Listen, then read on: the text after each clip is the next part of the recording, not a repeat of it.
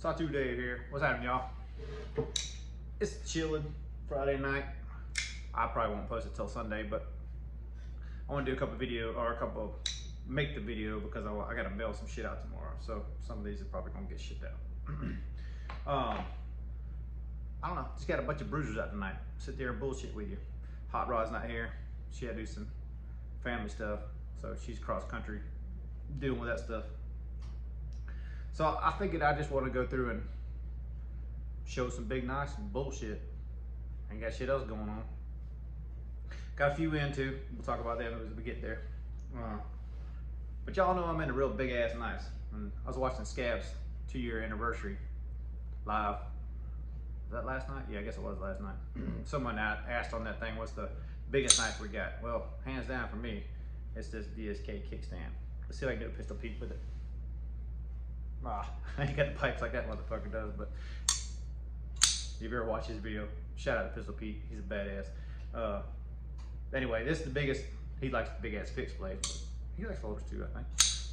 But this is a big ass folding knife.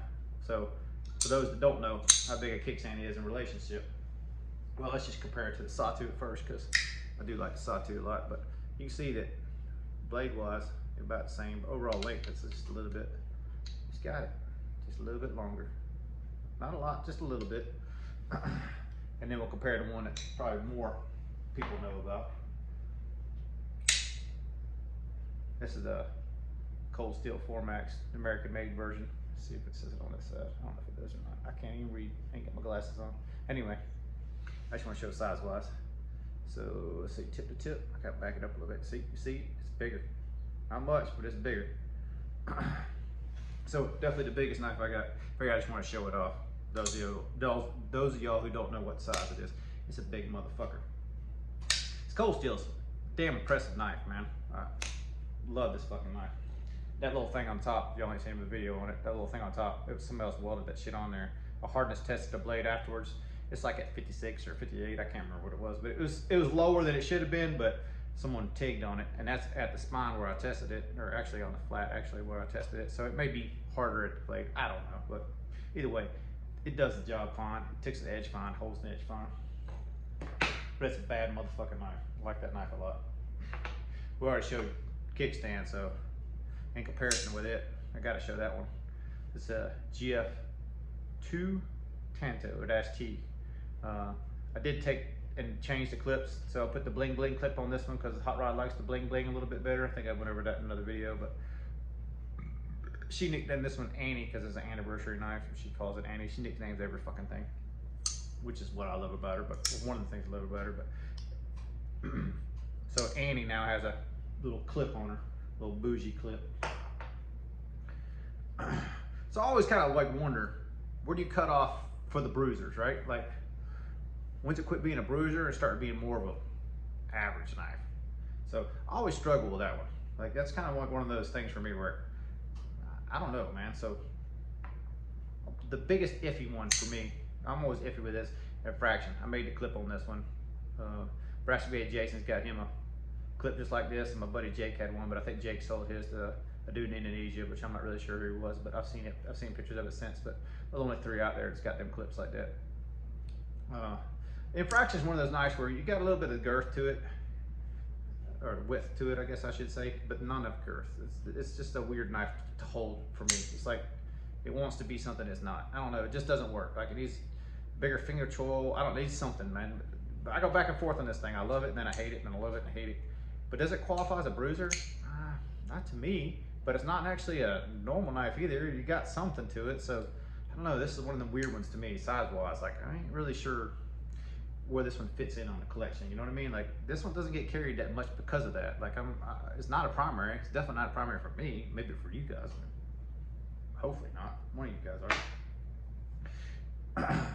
So then I look at like the DSK Hess. Like, this is the American version. So this got the stock thing is basically like a XM18, like 165,000. So it's stout for its size. Like, it's a little fucker, but if you look at that proportionally, it's a pretty cool little knife. I would never call this on a bruiser. Maybe a little tankly, but it's definitely not a bruiser.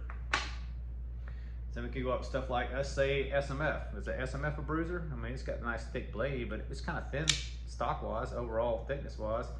And this girth right here, or the width right here, is kind of thin. So is this considered a bruiser? Or is this more of a user? I don't know, to me it's almost more usery than it is bruisery. I don't know why. It's kind of a weird way of looking at shit, but it's what goes on my mind. Same thing. It's another SMF. Same thing, though. You know, it's in that in between state for me. Like, I ain't saying I wouldn't use an SMF primary. I definitely have. But would I take it over a bruiser? I like my bruisers, man. So then we go up to, like, I don't know. Let's just do that. A 3/4 AR. So it's not really a super long knife, but it's got a ton of girth on it. It's thick. You know, it's a Strider and a Medford, kind of sort of mixed together. But is it a primary? I don't know, man. Like, I guess it could be. I guess I could do it as a primary, but if I'm looking to carry a bruiser, I don't know that I necessarily call this one a bruiser. I mean, it's definitely got a nice, big, thick, chunky blade. Nice 3/16 blade stock. Like, I like it, but I don't know. Is that a bruiser? I'm leaning towards yeah on the 3/4 AR. So, you know, like the J2 is definitely, to me, you know, it's a little bit thicker overall than what that was, but same blade stock thickness. But you know, it's a big knife. It's a pretty good size knife too. Definitely a unique one. J2 is pretty cool. I made the stop pins on it because the stock ones suck. They got rattled out of here. Got this one from my brother Steve, Scotch and Things. Shout out to Steve. And then you like XM24s. Like, I know, like, but the majority of people think these are tanks, but to me, this is like the bottom of the barrel, like bruiser was. Like, would I consider them a bruiser? I mean, they're definitely bigger knife. Bruiser, I don't know. It's kind of right there at the bottom for me, right? Everybody's different.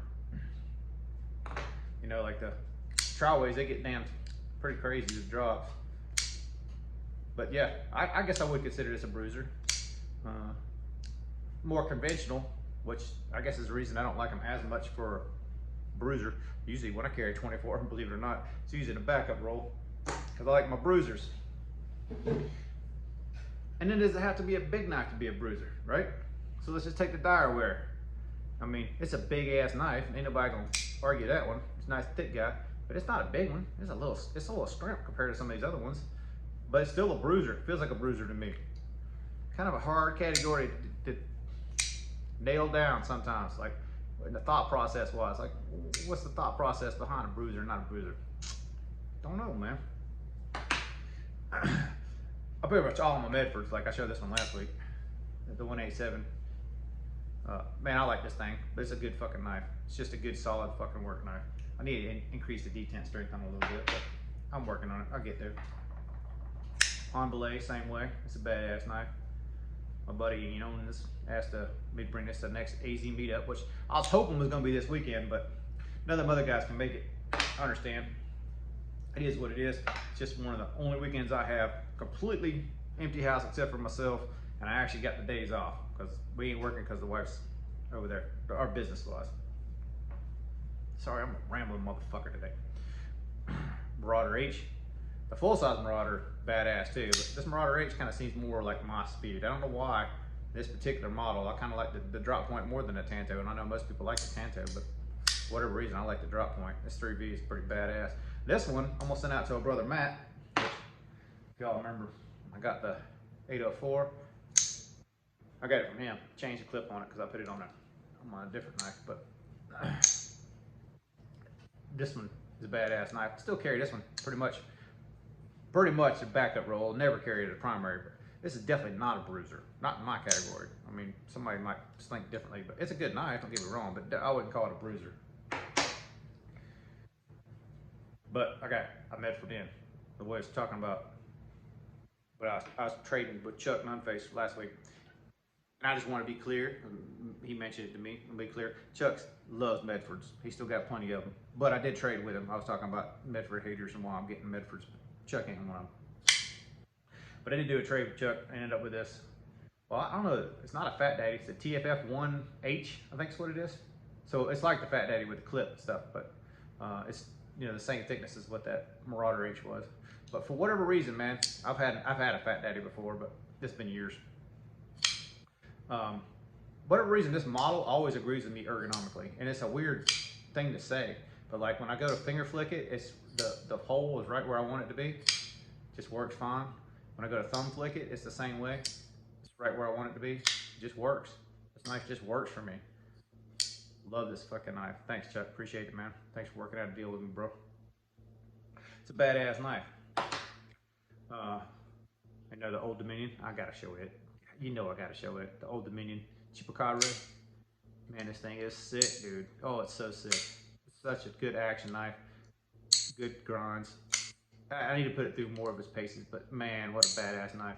Look, I don't know if you can see my thumbnail or not. A couple times dropping it on it. So much damn near about to go through my damn thumbnail. Love that freaking knife. So that's what I kind of like as bruisers. Even like all the ones we talked about. I don't know. To me, like I gravitate towards the Medfords, the Direware, obviously the Sawtooths and the DSKs. Like the DSKs are like, they're top shelf. I can't lie. Like there's very few many makers out there to me that have that overall. That Chupacabra is pretty damn close. It's pretty badass. Medfords are awesome, but they're kind of more production-y. Kind of get more in that custom bruiser kind of category. Don't know why. Oh, I got one more. So my brother Matt, Mattisfaction, let me borrow this Proponent. I don't know, pretty thick, pretty badass. I don't know. I guess I'd call that a bruiser too. Definitely have to call it a bruiser. I've definitely put this one through its paces. I haven't really used it since I cut up all those boards before I went on my trip. I call that cardboard. I was gonna give it back to Matt, but he's trying to get me to keep it or give it away to somebody else. That's just Matt's nature. Me and him both the same that way. We like to give shit away. I don't know why. It's fun for us. I don't know why. Yeah, it's a weird thing. So I got one more, and I think I showed this briefly in a video before. But I got this one, the Casual Cutter Tom. This is the Capitalist, the CKF. I knew buying this I wasn't gonna be able to keep it. Okay, and my buddy Rick, shout out Rick, was gonna try to work out a deal with this. I don't know if we still might or whatever else, but I need to move this thing, man. I need to get this gone because I'm starting to like it too much. And I ain't keeping Chinese knives here. I just can't do it. It's an agreement that me and Hot Rod have. As an American machinist, I want to support other Americans in the industry. And it doesn't mean that I dislike Chinese knives because I like a lot of them.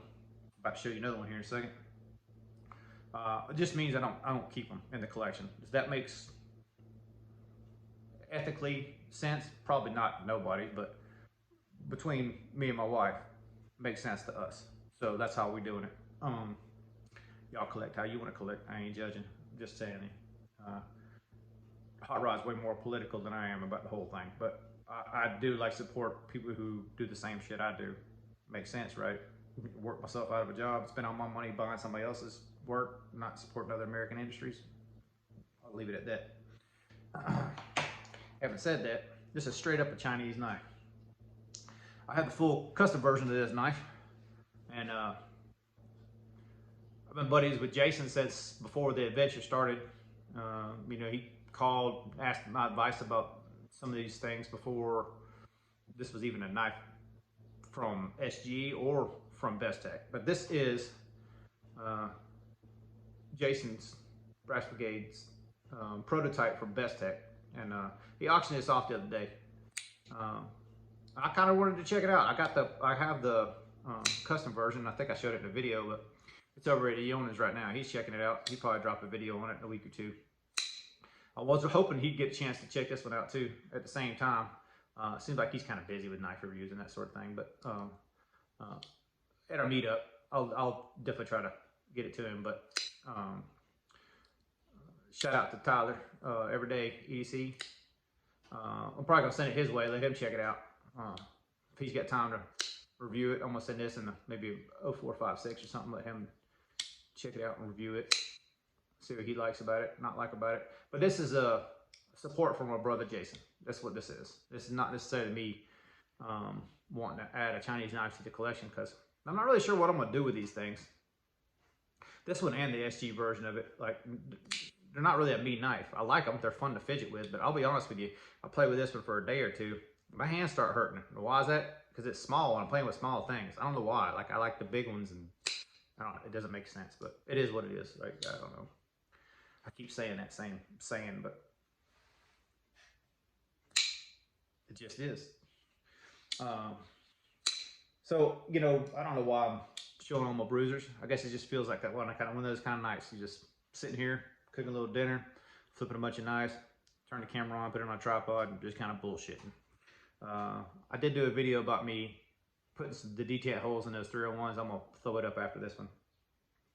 I want to shout out Plethora of Blades again. If you guys are in any of the bruisers or any of the bigger knives like that, go hit him up. He's kind of sort of getting out of the game. At least that's what he says.